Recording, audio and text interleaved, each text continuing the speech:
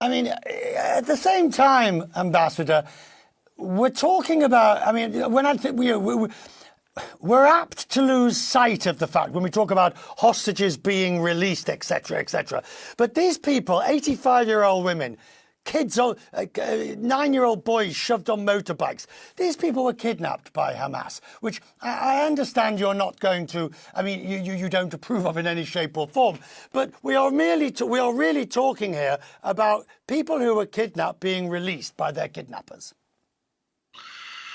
Well, Richard, I have to challenge you here and say that while good on you that you mention these hostages, and good that they are released, they should be released, I mean the Israeli hostages. But why didn't you ask me about the Palestinian hostages, the children that have been released today, that have been in Israeli prisons before the 7th of October? You know, we have hundreds of Palestinian children being grounded by Israel over years and years without charge, without trial, without access to lawyer or to their own families and parents. This is really unconscionable. It doesn't even belong to our today and our humanity.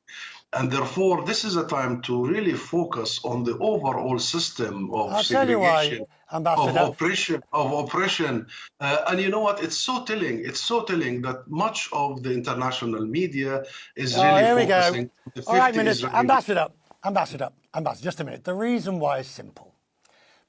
First of all, I was coming on to the Palestinians. Yeah, tell me the reason, Richard. Tell me the reason. Sure, because when we look at the pictures of how those people were kidnapped, old elderly women thrown over motorbikes, screaming, taken over the border, shoved down tunnels, kept in dark. There is a quantitative and qualitative difference in the mode of detention between the two. I'll tell you what's the difference. I'll really tell you what's the difference. The difference is the first is done by individuals, but the second is done by a state that sponsored an army.